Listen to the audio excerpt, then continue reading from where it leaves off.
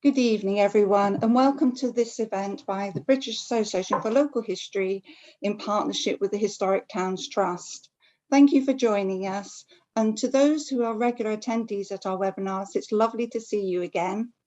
And if you're joining us for the first time, we hope that you'll be coming back to us again for more very soon. I'm Jane Golding and I'm a member of the Outreach Committee, and it's my pleasure to host this evening's event. So this is the second webinar in a series of 4 evening lectures throughout March with the Historic Towns Trust on mapping our past, shaping our future.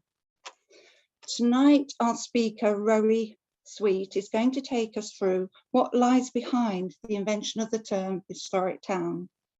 She will be taking us back to the late 18th and early 19th centuries to discover some of the reasons why the historic fabric has survived. For it was in this period that local historians and enthusiasts first began to place a value on the buildings of the past in towns and cities, and to take measures to record their presence to ensure their survival. So Rosemary will be discussing what brought about this change in attitude, how this new appreciation of the historic built environment translated into action, and how the term historic town was invented as a brand for both towns and tourists. So I'm delighted to welcome and introduce our speaker, Professor Roey Sweet. So Roey is Professor of Urban History at the Centre for Urban History at the University of Leicester.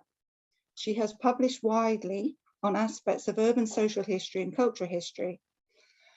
Her research into the invention of historic towns arises out of her interests in these areas, and she's been editor of Urban History, the leading academic journal in the field since 2002. And in addition to being a trustee of the Historic Towns Trust, Rosemary is a member of the International Commission for the History of Towns. So there's going to be plenty of time for questions and answers at the end of the talk, and we very much want your questions and comments. So please pop these into the Q&A using the button at the end of your screen. We do, of course, have a wonderful digital team with us. And if you're experiencing any technical difficulties, please use the chat function and they will help you sort these. The subtitles will also be on the screen. So I'm now going to hand over to Rosemary. Rory, thank you very much.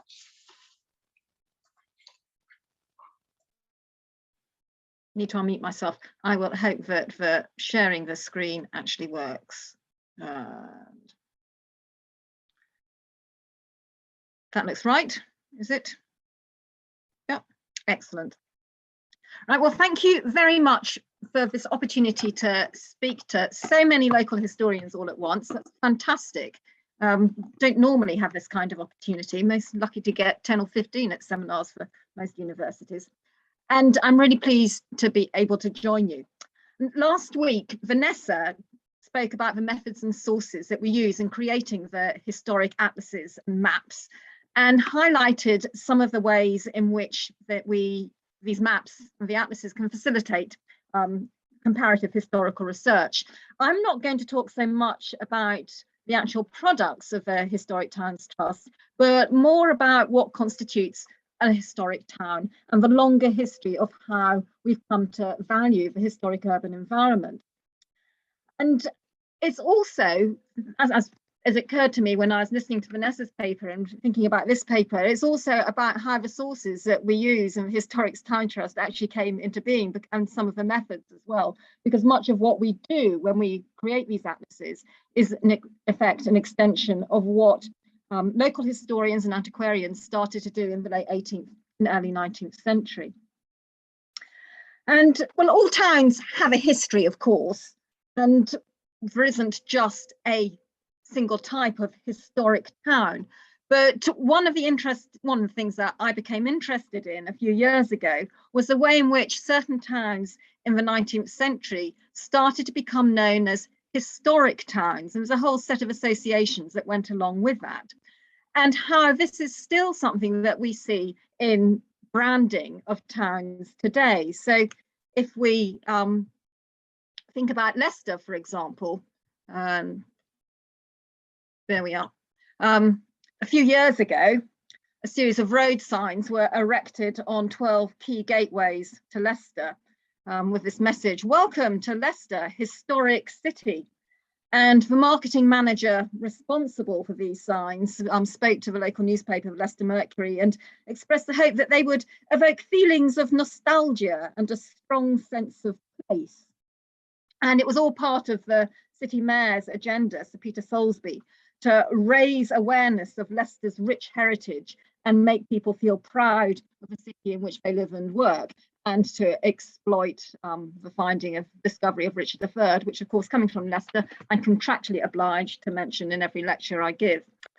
So Leicester is a historic city, and the desire of Leicester's marketing manager, and indeed marketing managers across the country, to use the past in order to create a sense of place and identity is deeply embedded in policy.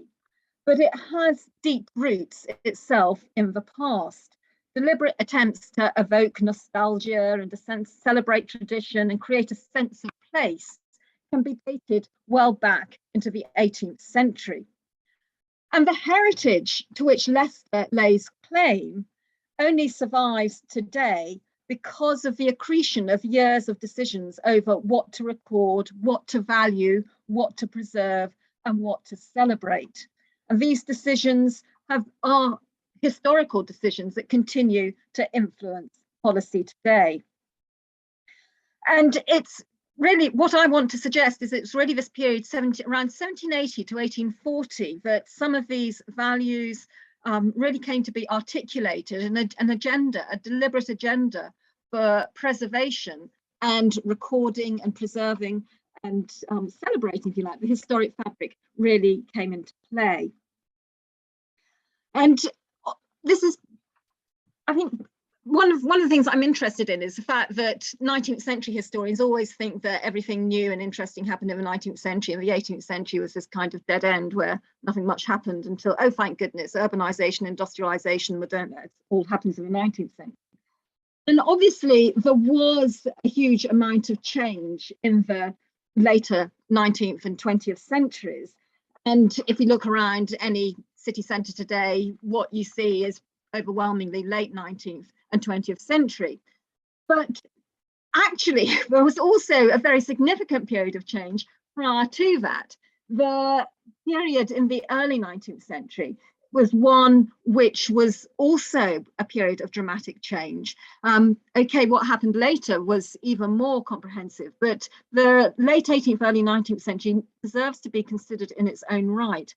And it's, as I'm going to show, I think it's pivotal in the emergence of this category.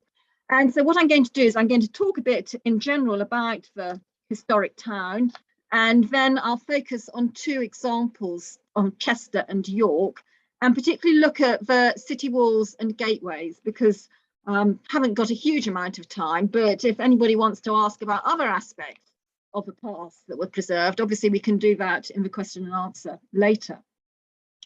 So first of all, which were the historic towns and how did contemporaries at the time recognise them?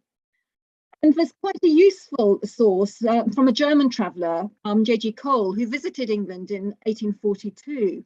And he felt there was definitely by this time an identifiable type that was distinct from the manufacturing and commercial cities that were growing so rapidly and which he'd actually come primarily to visit. So he observed of York that it belonged to a class of cities existing in England, antique, yet manifesting no signs of decay, with a stationary population, not advancing in a rapid career of commercial prosperity, but full of quietness and interest. And he didn't provide a definitive list, and his itinerary was really based around the Midlands and the North, because he was primarily interested in industrial science. But he noted Durham, Oxford, and then he went on an excursion to the south coast, and so added Cambridge, Salisbury, Winchester, and then up Chester again. But there are other towns that which other observers would also have put into that category. And for example, Shrewsbury or Coventry, Colchester, Norwich, Lincoln, Gloucester, Exeter, Canterbury, Bristol, even Newcastle. And we might point out at this stage, and I'm sure my colleagues in the Historic Towns Trust would also point out, that most of these places are already the subject of a map or an atlas. Not all of them, but we haven't yet done Exeter or Colchester, but we've done, or Newcastle, but and Shrewsbury we haven't done, but we've got either, and Durham. But for most of them, we've actually done a map or an atlas. So we've clearly been picking the right historic towns.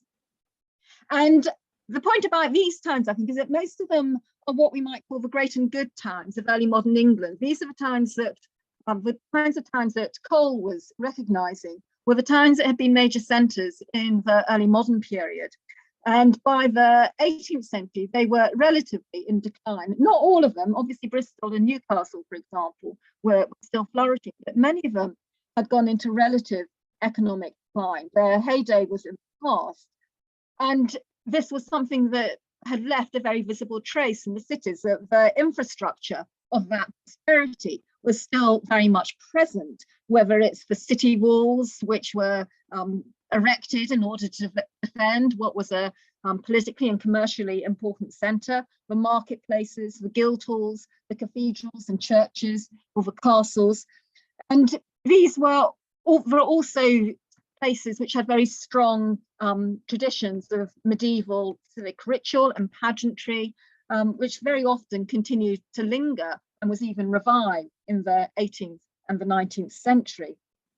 And they shared a common past in that they were, historically, many of them were incorporated boroughs, and they sent members of parliament to the House of Commons. So these were the great and the good towns, were really the towns which were particularly known as historic towns. And in this period, 1780 to 1840, or thereabouts, what is important to remember, as I already suggested, is that there was very extensive urban change going on. It wasn't the dramatic wholesale reconstruction that we see in the later 19th century, but populations were growing rapidly, and the need for better transport infrastructure, the need for better public health infrastructure, and the need for more commercial space, this was all putting pressure on the historic fabric. So wider streets, pavements, bus mains, sewers, these are all being created or erected. But ramshackle buildings against the older structures like the churches or the cathedrals or the city walls, these are start to be cleared away for health or aesthetic or practical reasons. And then a lot of new building is also going on as towns become more prosperous, and as commerce and increases, there's more need for market halls, corn markets, exchanges, corn exchanges. And as urban culture develops, there's a need for specific spaces, for theatre, for music, for libraries, for meetings. And so what we're also seeing in this period is a lot of new building in city centres. And all of this demands demolition of some of the existing fabric. It also demands a lot of excavation. If you're digging a gas main or a sewer, you have to dig down deeper. And this is the first time really that there has been such excavation. It's all very well digging a well, but that's just one spot. But a gas main or a sewer, that's an archaeological trench. And so that in itself was one of the developments that really triggered more interest in the past of towns, is the fact that so much evidence of earlier layers of history was being revealed as towns grew, that you could actually see this kind of palimpsests of urban life, of the different layers that were revealed. But demolition of buildings could also reveal a lot. That very often there were more recent accretions on the front of buildings, and when the buildings actually destroyed, earlier structures are revealed that people hadn't been aware of before. So some of the consequences are that there's this new realization of the past on which cities stand, so to speak. And then also there's a sense of loss, that as all this change takes place, was one can find expressions of a real sense of grief at the loss of the familiar and the kind of environment, the buildings with which people had grown up, the sense of place that people had inherited from their predecessors, and the sense of identity that so many of these buildings, as we will see, had a critical place to play in the way in which people's sense of local identity was constructed. And there's also a sense of loss in terms of awareness of buildings as part of the historical record, though people appreciated that buildings bore witness to the past and were testimony to events that had shaped the city in which they lived and the history of which they were a part. And so we also find very clear expressions of protest against this sort of destruction of historical evidence. And these sentiments or awareness, I think, is felt the more strongly in this period for a number of reasons, which I'll just run through quite quickly. And one is that there is more generally in this period a wider interest in history that's stimulated by expanding print culture. And there's a lot of work from other scholars that look at the popularity of history and historical works in this period. And part of this is an interest in the history of what we call the history of everyday life now, the history of manners and customs in the past, how people lived, what they wore, what they ate, what the social sort of mores of the time were. And there's much of this really revolves around urban life, because this is where the best records survive. And so there's a nice example in terms of interest in the domestic life of the ancient Rome, which is really stimulated by the excavations at Pompeii. And in the early 19th century, there's a very important guide to Pompeii written by William Gell and his colleague J.P. Gandy called Pompeiana. And one of the fascinating things about this is it's full of information about everyday life in ancient Rome. And so I've got a couple of illustrations here, not of the very luxurious, ornate villas that Gell also illustrated, but this is the oven and mill in the house of Pansa and the kitchen in the house of Actian. And I particularly like the image of the kitchen in the house of Actian, because what it doesn't actually say in the caption to the plate, but what is explained in the text, if you bother to read it, is that it's also showing where the WC is, because Gell thought it was very insanitary and unhygienic practice in ancient Rome that the WC, the closet, was actually adjacent to the kitchen. And this is it's just around the corner in the just in the corner of the kitchen there. And so there's a real appetite and interest, but how did people live in times in the past? And which goes from ancient Rome through to the medieval, early modern period. And this also generates more interest in the archives of times, particularly of corporation records, court records, because they're full of information about what people ate, what people wore, the kinds of entertainments that were held, what people were, the kinds of crimes that people got up to. And this period is when we first start getting the published records of urban records of corporations. Worcester's a good example in the 1840s, and the kind of material that Vanessa was actually drawing on in her lecture last week. And there's also this interest in manners and customs is also part of a wider interest in national history, as opposed to the history of the ancient world, classical antiquity, which dominated the history writing in the early modern period.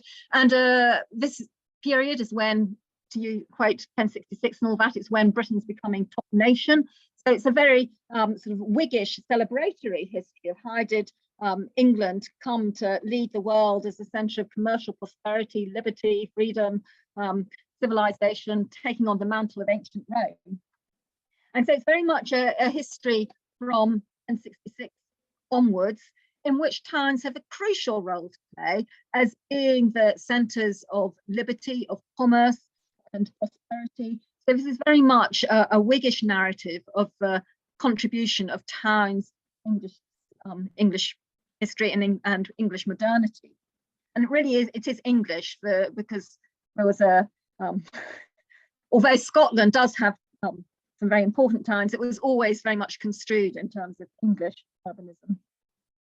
Another trend we need to think about is the influence of Romanticism, and there's a whole sort of movement of romantic antiquarianism, which really involves this idea of having a very emotional engagement with the past and an interest in the particular and the personal, which can be stimulated through engagement with particularly physical and material evidence, and which is really very good examples can be found in the vogue for historical novels. So starting with Walter Scott, but then people like Harrison Ainsworth, and then in tribute to Vanessa's lecture from last week, we've got the frontispiece to William Harrison Ainsworth here, Old St. Paul's, which is obviously, those of you who've not familiar with it, it's a cracking read set in London just during the plague, just before the Great Fire.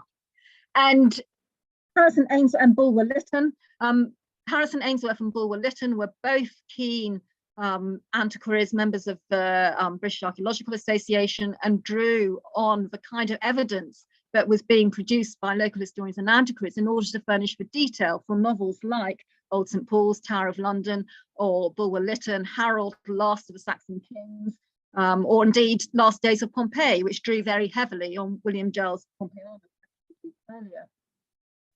And then there's the growth in domestic tourism, which is really expanding during this period. People are becoming, more people have the leisure and the disposable income to travel, and travel is becoming swifter and cheaper, and particularly with the advent of the railways, which really starts to have an impact from the 1840s. And their appetite to consume the past is also stimulated by the explosion of print culture in this period. But again, print becomes much cheaper, not only for books, cheaper and easier to produce, but also they can be illustrated, that the technology for illustration, whether it's through steel print engraving or better use of woodcuts, which can then be integrated into the text. So illustrated guidebooks are absolutely rolling off the press by the 1840s. So all this starts to feed through into this impetus to investigate the historic town and its origins and to celebrate its historic environment. And it stimulates a lot of interest in local history and local archaeology. And local historians are really trying to trace the development of their towns. And so just to prove to my colleagues on the Historic Towns Trust that what we're doing is merely a continuation of our 19th century forebears, I've got a few examples of 19th century attempts, early 19th century attempts to map the past in the same way of the town, in the same way that we do today. So this is Saxon Bristol from Samuel Sayre's Memoirs Historical and Topographical of Bristol, which came out in the 1821 to 3. It was 2 volumes. And then this next one is one I particularly like. This is Samuel Woodward, who is a teacher in Norwich, a very keen local historian, particularly interested in Norwich Castle. And he produced a series of maps, just as we do in our atlases, showing the development of the city of Norwich around the castle from the earliest settlement in 500 AD, as you see on the left, then to 1050 before the Norman conquest, before it had been turned into a Norman keep. And then we have it in 1100 by the time it's been fortified and developed as a castle by William the Conqueror. And then in the 16th century, where Norwich has really grown. So Samuel Woodward, the patron saint of the Historic Towns Trust, I think. But what I really want to talk about today are York and Chester. So, and particularly what happens to their city walls. So here we have a slightly more sophisticated map produced by the Historic Towns Trust, showing York with the outline of the walls in red. And focusing on the walls because they really were the most obvious bit of the urban environment, and also in many ways the most inconvenient, but they're also hugely important symbolically. And if we think about the medieval or the early modern time, it's hard to exaggerate their significance in terms of their symbolizing the political and strategic importance of a town. They give a very visible marker as a boundary between those who are freemen of the city and enjoy the privileges of the city and those who are excluded and not free of the town. They control the ingress and egress for the regulated economy, and they're hugely recognizable, and they feature across the board in civic seals and insignia, and carefully recorded in cartography of people like John Speed. But of course, in the 17th century, they start to become increasingly obsolete following the restoration of the Stuart monarchy. And many towns were unable to actually repair the damage that had been inflicted during the Civil War, or towns like Coventry, the walls were actually raised by order of Charles II. And the onset of domestic stability seemed to render the function of the walls more or less superfluous. Significantly, it's only in the north are they actually maintained, and it's no coincidence that the best surviving examples of the walls in England come from the north. So in places like Berwick, Carlisle, Newcastle, York and Chester, they were maintained up to a point in the 18th century until the Jacobite rebellion. But anyway, as defensive functionality was lost, the elements of a wall were often reappropriated. The walls and the towers of the fortifications, they get reappropriated. So it's not as if the fabric is always completely redundant. The walls can support other buildings, and that's an important function, that they're built into other houses, for example. And in places where the walls have been destroyed, they're sometimes converted into attractive walks, in whether it's Shrewsbury or Exeter or Canterbury. This is what happens. The gatehouses and the posterns can be repurposed as meeting rooms or storerooms or prisons or watch houses or emergency houses for housing for impoverished freemen. So they can be reused, but they're becoming a problem because they're expensive to maintain. They require a lot of maintenance and repair. And if they're not repaired, they become a danger to the public. And all that stone is actually very attractive. It can be repurposed itself for other buildings. And so the temptation is always to take pieces from the wall. And then that, of course, increases the damage and the dilapidation. So in Carlisle, an observer noted that it was very common whenever anybody wanted a few stones to get a part of the parapet thrown down by boys at night time. I'm sure the boys are very willing to cooperate, and that must have been fun. And the walls are also a limitation. They really put a curb on the expansion of the city. And because they encourage people to cram within the walls, and it leads to unhealthy overcrowding and constrains the growth of trade and commerce. And the gateways that are part of walls are particularly inconvenient, that they really put a limit on the amount of wheeled traffic that can come through, because they tend to be quite narrow. And they're not only narrow, but there's a height limit as well. And so a heavily loaded cart can't actually get through. It's a bit like lorries getting stuck under bridges. And the proliferation of horse-drawn carriages in the 18th century has really exacerbated this problem of urban traffic management.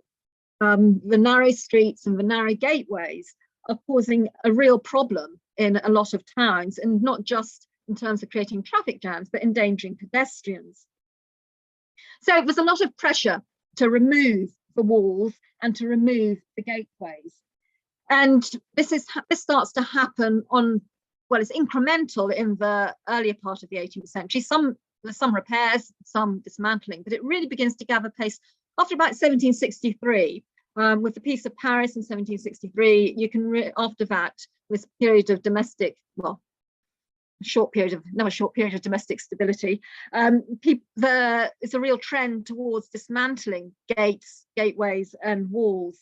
And this is seen by many contemporaries as a really welcome sign of improvement and modernity. So I've got here an extract from the Leicester Journal when the city gates were pulled down town gates as it was then. Town gates were pulled down in the 1770s, and the newspaper commented that it was a sign of modernity and that these were monuments of Gothic barbarism and unsuited to a flourishing town in the 18th century.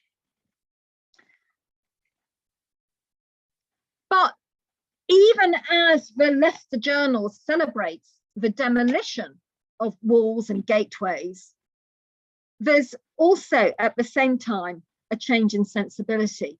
And as they lose their function, their practical function, they start to be reimagined as historical curiosities with picturesque features that need to be preserved or restored and memorialized, and which give the town or city a distinctive character.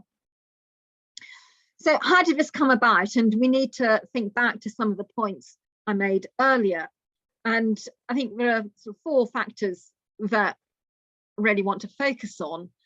So first is the significance of the walls as a historical record, and the kinds of developments I was talking about earlier mean that people began to study the walls as structures, to think about how they were built, what they were built from, how the stonework and the mortar, for example, could indicate who had erected them. Were they Roman? Were they Saxon? Were they Norman? Were they later?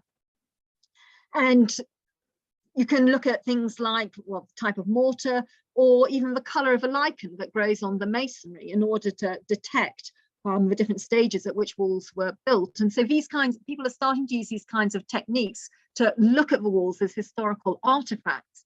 And they're interested in because the walls have disappeared in many towns, in places like Norwich, for example, or in Leicester, where much of the walls have been demolished. There's an interest in actually tracing where they had formerly run and looking at, for example, property leases to see whether there's any mention of the wall in the property leases in order to identify where the course of the wall was, or actually simply observing the layout of the town and the course of streets or the line of houses to detect where they would have been, which is exactly the kind of research that is done today in order to develop it, produce the kind of data we need for the atlases. A second point is to think about the ways in which walls were and gateways were represented and the meanings that were projected onto them. And as we've noticed, the destruction of the urban fabric always had the potential to stimulate expressions of loss and regret. But what's distinctive in this period is that it's not just loss and regret, but actually a proactive sense of the need to record and, if possible, preserve. And one way of recording is the visual representation. And so what we also get is a proliferation in this period of images of walls and the gateways. So here we have a view of the town wall from Skelton and O'Neill, etchings of the antiquities of Bristol. O'Neill was an artist who was employed by a Bristol merchant, whom sadly, well, I think we need to acknowledge that his money, he retired very wealthy to live outside Bristol, and his wealth did come from plantations in West India on the proceeds of slavery. But he used some of this wealth to employ a lot of topographical artists to record the urban fabric, the disappearing urban fabric of Bristol. So much of the evidence that we have for what Bristol looked like in the early modern period actually comes from the Breckenridge collection. And anybody who's got a copy of the Bristol map in 1480, a lot of the illustrations on the back of the map actually come from the Breckenridge collection, which is held by Bristol Museum, and then there's more material in the Bristol Record Office. It's absolutely, Bristol Museum have digitized it. It's absolutely fantastic collection. If you're interested, you can find it online. And so we have an explosion in artistic representations of city walls and fortifications. And they are seen, yes, this is part of a sort of trend of celebrating the picturesque, but the very fact of depicting them in art means that they start to be recognized and it gives them a value. And it's quite interesting to find that sometimes it's the artists who identify the buildings which are historically interesting because they have picturesque value, which the artists want to depict. But then once they've been depicted, that prompts more interest in them as buildings, and people start to value them more, describe them in the text more. So very often it's the illustration comes first, and then the text discussion will come in subsequent guidebooks a few years, or topographical literature a few years later. And we'll see some more examples of this with reference to York. So there's an increase in the representation of these structures. And this is also reflective of the fact that walls and fortifications were particularly rich in the sort of imaginative and historical associations that I was mentioning earlier, and which we associate with the kind of romantic antiquarianism, this sort of empathetic engagement with the past, where you imagine yourself into the past and you feel the emotions, if you like, of the passage of history. And the walls remind the visitor, or the inhabitant indeed, of so much that has changed, in that they are representative of a period of domestic turmoil and instability. And the fact that they are now in ruin is a symbol of the prosperity and stability of the modern age. And so you can sort of meditate on the progress of society and the fact that these are mementos of the past. But they're also a very tangible reminder of the past. You can imagine yourself, we'll talk a bit more about this later, encountering a Roman centurion on the wall at York or at Chester, or imagining yourself as Charles I at Phoenix Tower on the wall in Chester, looking at his army being defeated. So they provide a kind of imaginative stimulus, which was a very important part of the sort of experience of visiting a place for contemporaries in the early 19th century. And I think the final point I want to make about the walls is that, and the gateways, is that the peril that they faced in many contexts stimulated a lot of debate about whether buildings should be preserved, and if so, on what basis. So really, we find some of the early discussions on the sort of concept of heritage and national heritage in particular, that it's not simply a subject that could be left to a penny pinching corporation, for example, that the walls of a city, the fortifications and other buildings are part of a heritage which belongs to the whole country. And we'll see this coming out in the arguments about York and Chester.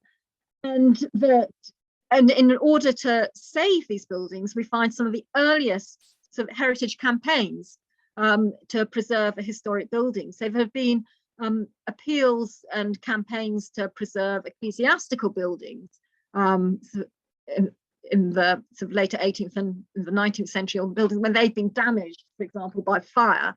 But we don't find examples of secular buildings being the subject of campaigns until the early 19th century. And the York walls, which we'll talk about later, this is probably the first nationwide campaign to save a non-religious building. But first of all, I'm going to talk about Chester, which we haven't yet done the atlas. So this is just to remind you what Chester is from the Mapping Medieval Chester project. And Chester can boast the best preserved walls in England. We might want to point to the walls of Conwy in Wales, which are arguably better preserved, but Chester are the best preserved walls in England. And one of the reasons that they had survived intact is that they'd survived more or less intact, partly because there was an income to repair them, a duty that was levied on the linen imports, but also from the late 17th century, they've been turned into an amenity, public walk. And so they had a function, if you like, which meant that they weren't automatically singled out for demolition. But during the 18th century, there was a sense that the gateways, at least, were somewhat old-fashioned and should be improved and broadened. And so we get new gateways being built. So here we've got a rather, poor quality image of Eastgate at Chester, which Eastgate was pulled down in 1768. And this is a view of the new Eastgate. So the walls are retained, but the gates are being pulled down. And this does not go completely without protest. And I'm going to put up here a quote from a local historian called William Cooper, who was a surgeon, and he was a friend of the President of the Society of Antiquaries, Charles Lyttelton, and he wrote complaining that the Eastgate, the principal ornament of Chester, had been pulled down. And he offered many reasons and expedients to the contrary, but his opposition was ineffectual. So Eastgate went. And this is an early example of protest against the loss of part of a fabric, but he's not talking about national heritage. It's very much in terms of Leicester's civic identity. And nobody else is really responding to his protest. But by the turn of the 19th century, what we start to find in the guidebooks to Chester is a bit of a change in tone. Now, Chester, there are loads of guidebooks, partly because, well, largely because it was on the main tourist route into North Wales, and lots of people wanted to go to North Wales to look at Druids and visit the ladies of Llangollen and see the sublime and scenery of Snowdonia. And it was also close to Liverpool, and so again, people called in Chester en route to Liverpool. So lots of guidebooks, and these the walls are mentioned in the guidebooks, but in no particular detail. But then by 1821, we get one of the guidebooks, but produced by local publisher John Broster, is repackaged in what I think is rather an interesting way. It's repackaged as a walk around the walls of the city of Chester, and we have a little extract there, because Chester is now being branded as a place where the walls are of particular interest. They were of a singular construction and offered their visitor more interesting inspection than any other city in the kingdom. And they offer a pleasing recollection of early historical facts and remind beholders of the heroes of other times. And this kind of language carries on in guidebooks throughout the early 19th century. And so visitors are told that they could reflect on the patient labour and dexterous skill of the Roman builders and imagine themselves walking in the sturdy footsteps of Roman warriors. Or you can imagine yourself with Charles I at Phoenix Tower. And here you can see how the walking amenity, as he witnesses the defeat of his armies at the Battle of Rowton. And Chester becomes associated as a place where one could step back into the past and escape from the sordid realities of modern urban life. So as one guidebook put it, away with the commonplace 19th century, away with the mammon-loving world of today. The path we are now treading, high above the busy haunts of men, has a traditionary halo and interest peculiarly its own. And so the walls, and as well as the rows, and I can talk about the rows if you like in the Q&A, particularly became associated with this branding of Chester as being somewhere where you could step back into the past. And there's more, and again, there's more interest in the walls as historic fabric, more discussion of how they've developed and changed over time. By 1831, we even have Joseph Hemingway talking about the predecessors to the Eastgate and offering a couple of little reconstructions of a Roman Eastgate and then the medieval early modern Eastgate. Because it's become a historical curiosity. It's not just a building. And the real effort to preserve the integrity of the city walls, because of the pressure of urban growth, of the pressure of the railways in particular, there is some pressure again, to make inroads into the walls to allow for expansion, to allow particularly access for the railways. But these proposals aren't approved. And there's also a sense that they'd want to avoid allowing too much industrial development next to the walls, because this is such a key attraction for Leicester. So there's a debate within the corporation about where manufacturers should be located. And one council member, Mr. Pott, argued very strongly that it shouldn't be near the walls because it would destroy the picturesque beauty for which Chester was renowned and undermine its antiquities. And Potts himself was an industrialist, but he was also a member of went on to be a member of the Chester Archaeological and Antiquarian Society. And so for him, it's not just an emotional attachment. He also recognised that Chester's brand as a destination for visitors and people with money to spend depended upon its air of antiquity. And we also find discussion of the walls in Chester starting to invoke the language of national heritage. So Broster, whose guidebook I showed you a couple of slides ago, was anxious about their future and referred to them as national remains worthy of the notice of British Parliament, and suggested that there ought to be legislation to protect such antiquities and perpetuate the infant martial monuments of Great Britain.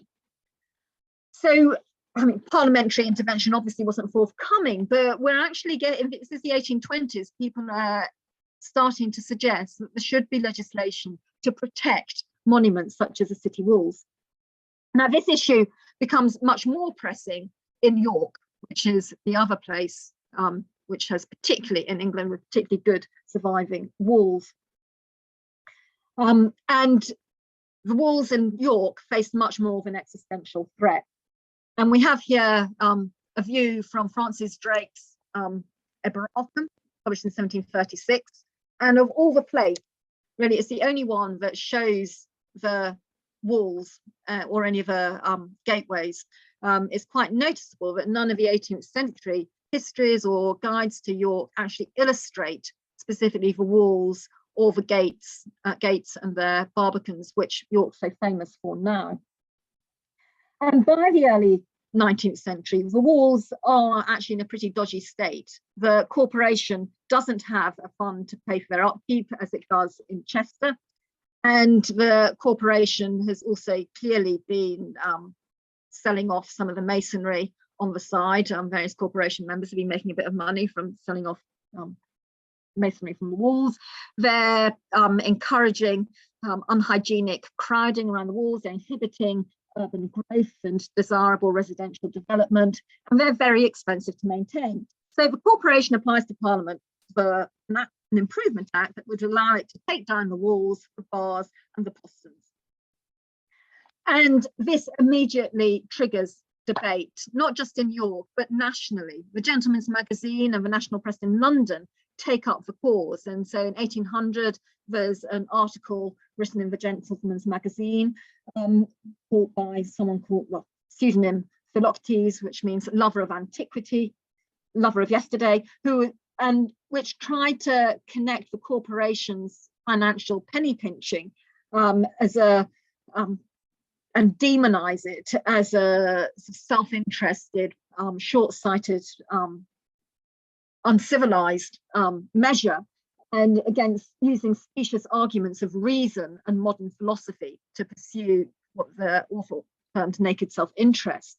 And what we need to remember is this is in the context of the war against revolutionary France, which was, of course, the product of reason and modern philosophy. So there's this very explicit connection being made between demolition of the historical fabric and the destruction of the sort of order and stability of the English constitution. So this is very much in line, if you like, with the arguments of Burke's Reflections of Revolution in France and his case of maintaining the organic constitution political constitution we've inherited from the past. This is the physical equivalent to the unwritten constitution. Anyway, the corporation failed to get its Improvement Act, and discussion continued to go on. But was a whole series of articles that are published which suggests that York's walls were deliberately being allowed to crumble into obsolescence, and that the corporation of York was being condemned for being neglectful, irresponsible, and failing to preserve part of a national past, which was, to quote the Gents Mag, replete with historic lore. And the preservation of York's antiquities wasn't just a matter of taste, but actually one of preserving social order and traditions that were in dissolution across Europe and couldn't be entrusted to a self-seeking corporation. And as part of this debate, it's really interesting to note that we get depictions of the gates and the bars, as they're called in York, the bars and the posterns and the walls in topographical publications. There were a couple of particularly attractive ones, Joseph Halfpenny and in 1807 and Henry Cave in 1813. And I'll just flick through a few of these images.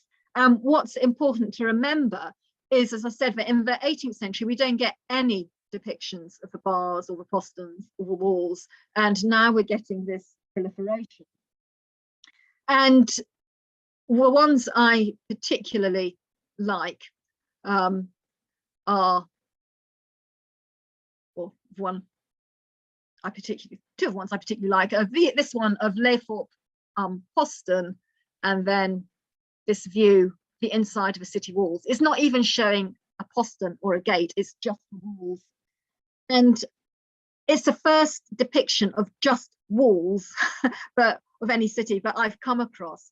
So this is 1807, but it's not been something that a topographical artist has ever bothered to depict before. And you can see it's pretty ruinous. It's not that nice, elegant, broad walk that we saw in Chester.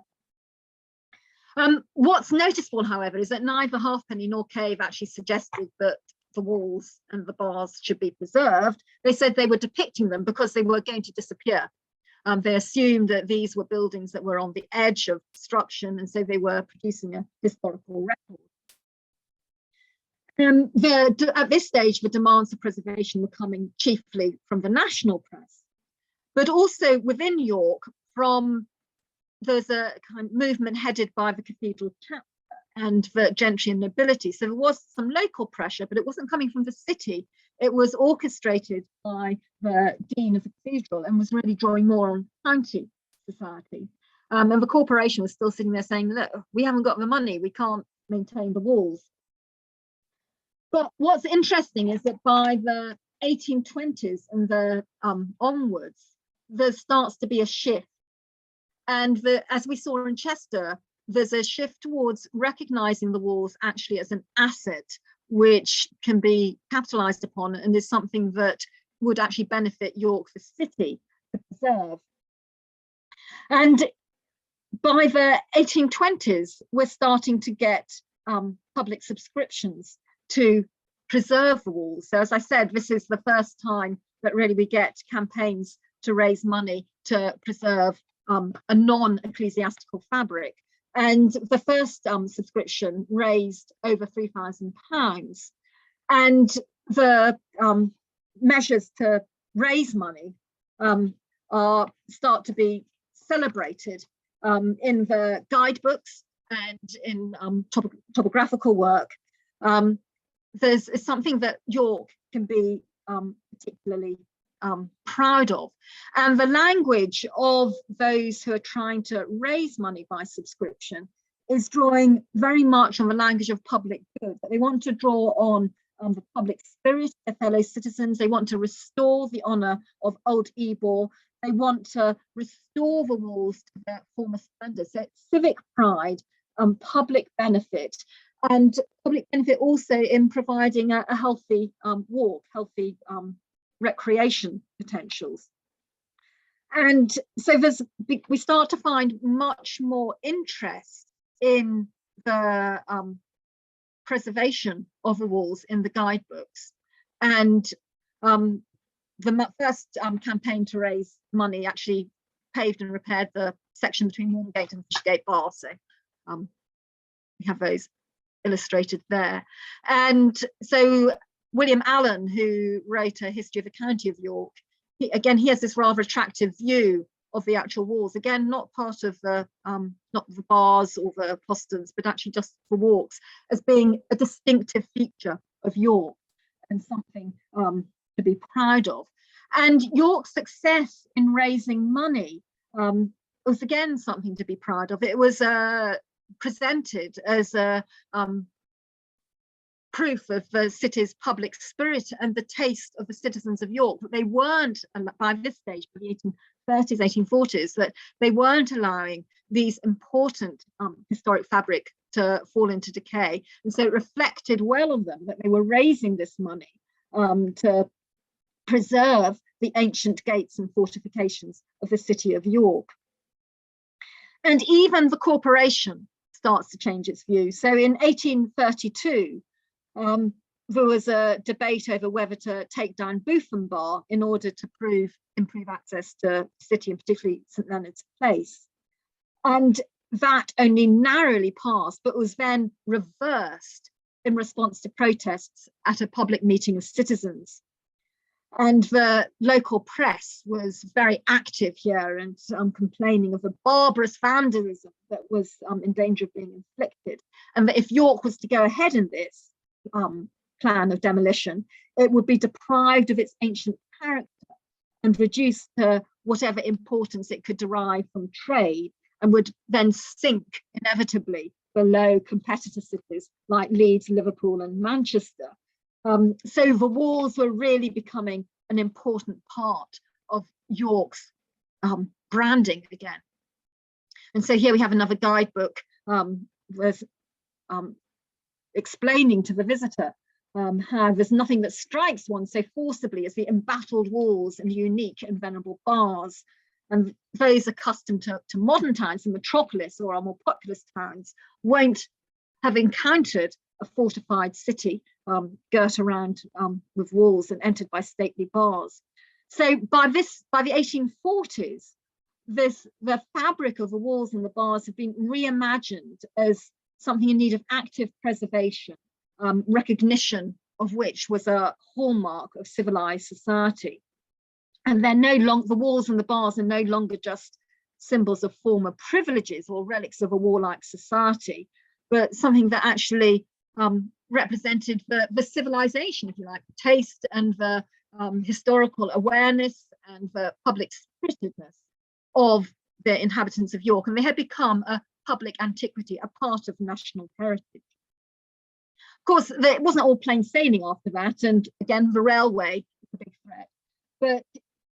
And there were incursions made into the walls, but breaches made. But not all the breaches that were requested. The railways had to negotiate, and they had to restore and rebuild elements of the walls that they damaged.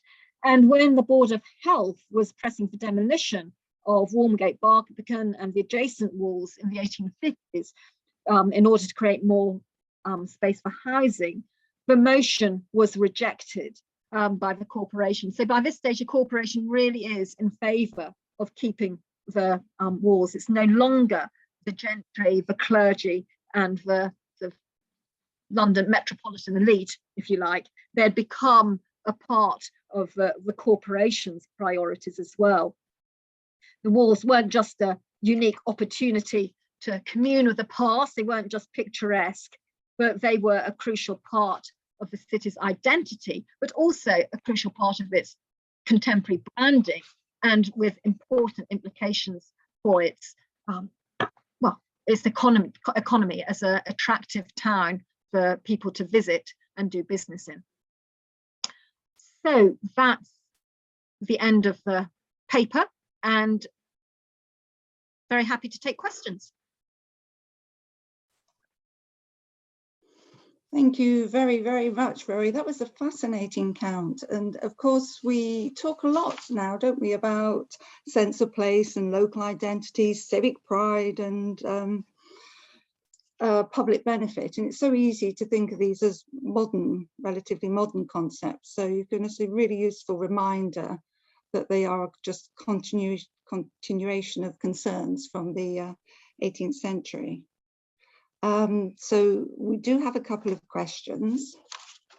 I'll just go to those. So the first one here from John Townley, it would appear to be a historic town. A town must exhibit substantial standing medieval, at least pre-modern architecture.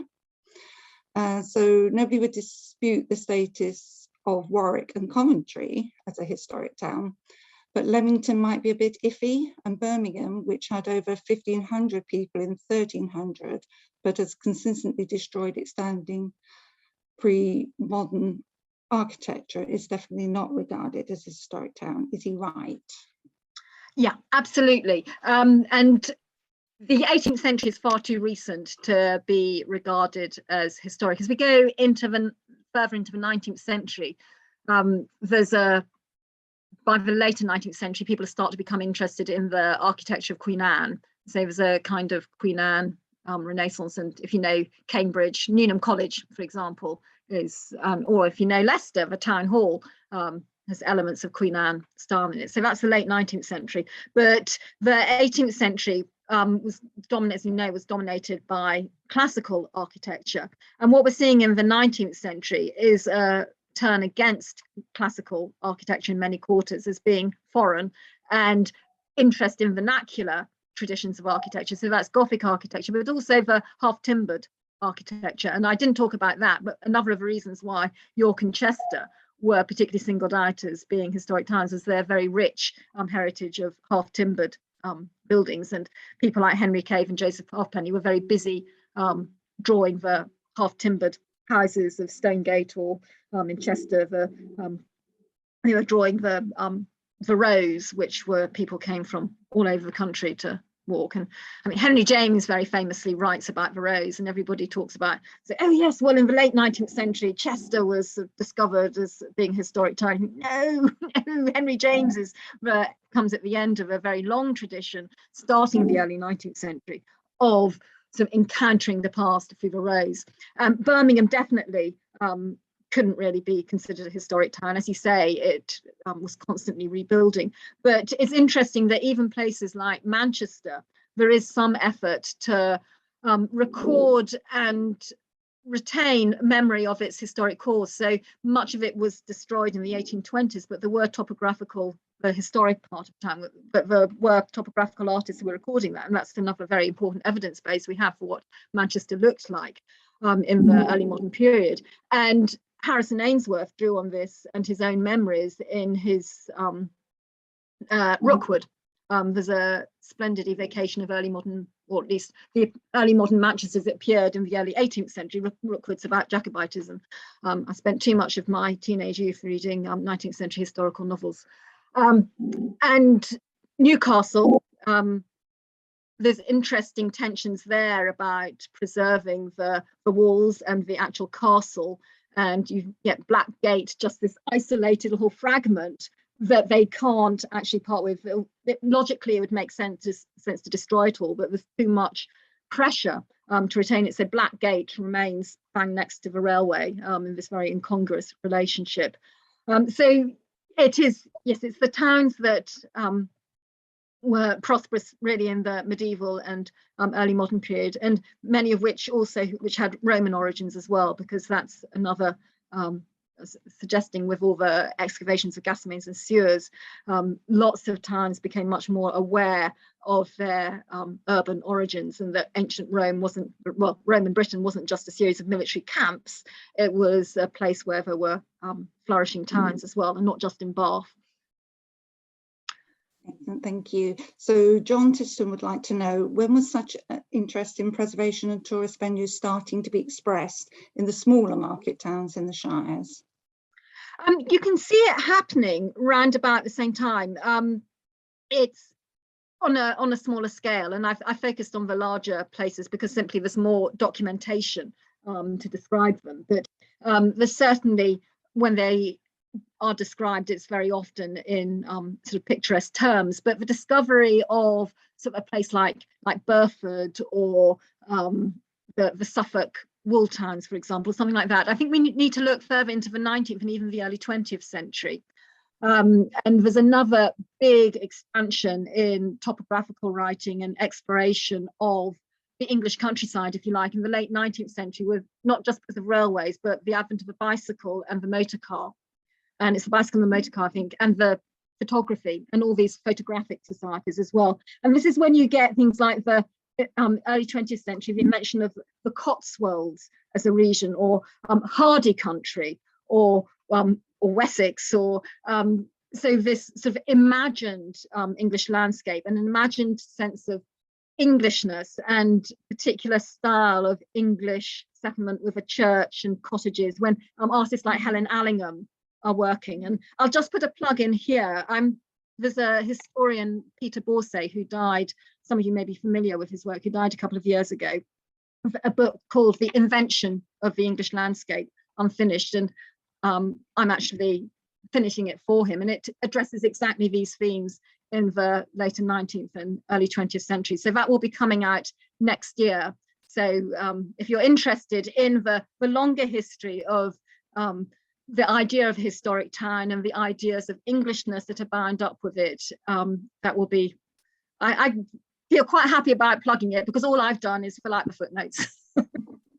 Definitely something to look to. So a question from David Taylor: what links do you see between the preservation of the walls and the development of Victorian Gothic architecture? Well, I think there definitely is a relationship. The Victorian Gothic architecture, of course, builds on 18th century interest in Gothic. We tend to assume that the Gothic revival is 19th century. Actually, the Gothic revival starts in the 18th century, and the understanding of Gothic architecture as a distinct style is very much the work of 18th century antiquaries. So Thomas Rickman, who's usually associated with the taxonomy of the different styles of in his attempt to discriminate, he obviously brings his own insights, but he's also codifying a lot of information that has been developed, and analysis that has been going on really since about 1750 by these antiquaries and local historians. And so by the later 18th century, amongst antiquaries and local historians, there's already quite a growing appreciation of the importance of Gothic architecture and the importance of preserving, yes, churches, but also other buildings relating to the medieval past. I mean, the walls aren't particularly admired as specimens of architecture, but this interest in architecture as a product of something that is English, as something that is an expression of English history, it has much in common with movement, well, with some of the movement for Victorian Gothic. Obviously, it doesn't have anything to do with ecclesiology or anything like that, but some of the impetus behind the Gothic revival definitely is the same movement. Thank you. And from Vanessa, when does Bath come to be seen as a historic town? Well, Bath is interesting. How long have you got, Vanessa? Because Bath obviously is primarily, well, in this period is seen primarily as 18th century, and in the 18th century it's seen as modern, and in the 19th century it's seen as really as a product of the 18th century, and its early medieval and early modern past is almost invisible in the way in which it's described or depicted.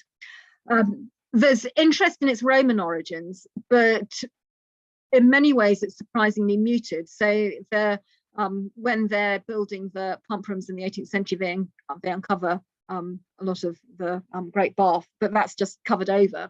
And there's a small museum of antiquities, but it's not the thing that everybody talks about when they go to Bath. I mean, it's just, you can go and look at some old stones. And the guides to Bath focus on its modernity. There are historians like the somewhat eccentric John Wood, but he's not very keen on the Romans. He's much more interested in the Druids. He goes off on one on the Druidical origins of Bath, and less interest in Bath as a Roman settlement. And what's the interest in Bath as actually being a Roman spa as opposed to a military centre doesn't really come until the second half of the 19th century.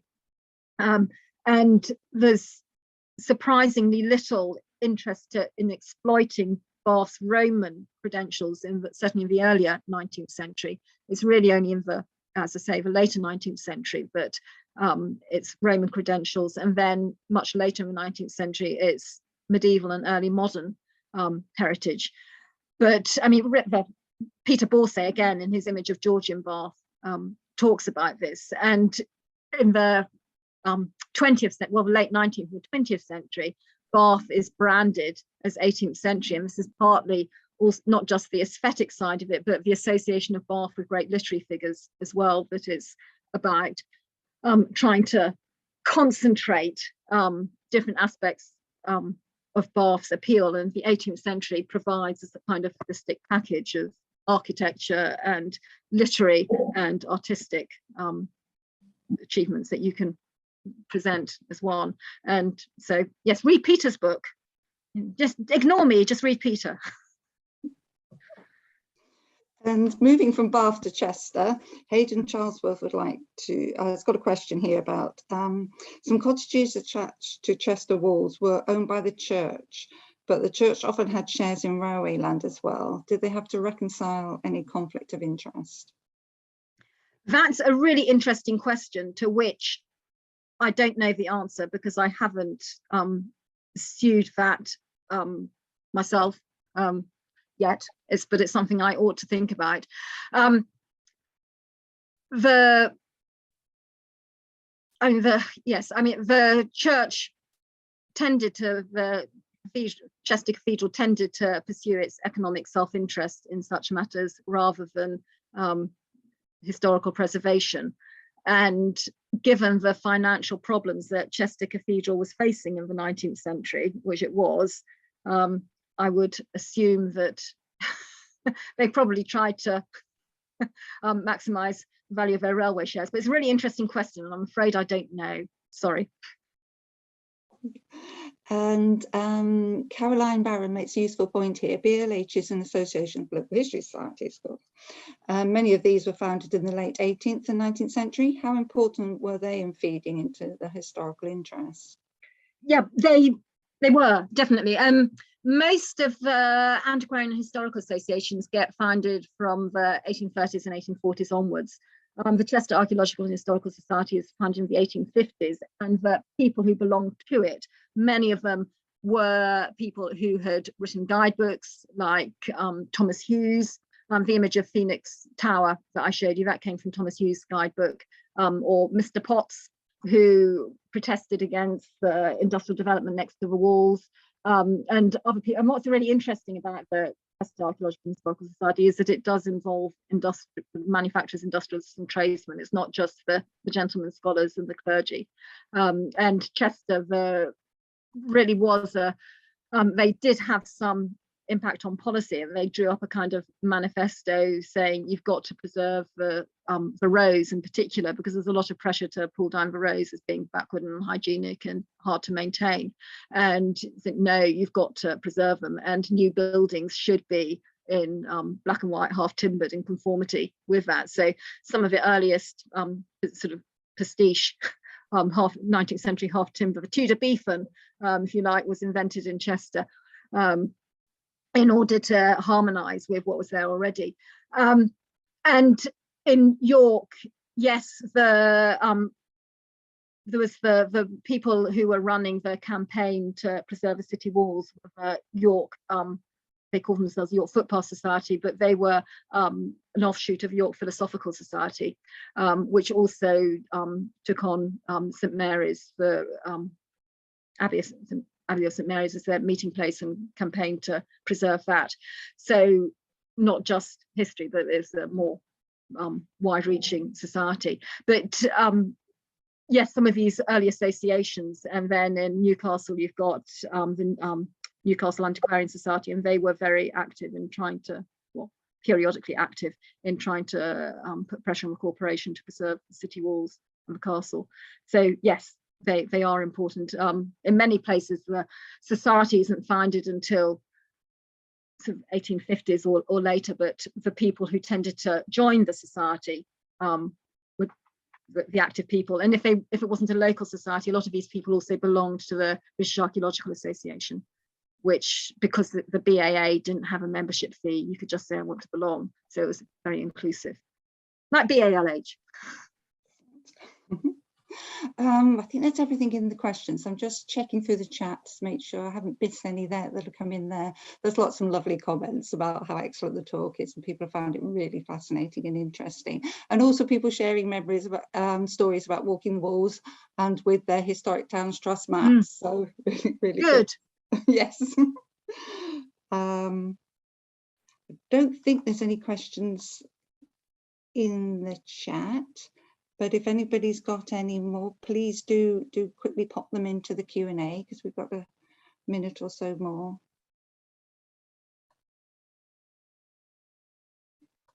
I think then that's probably everything.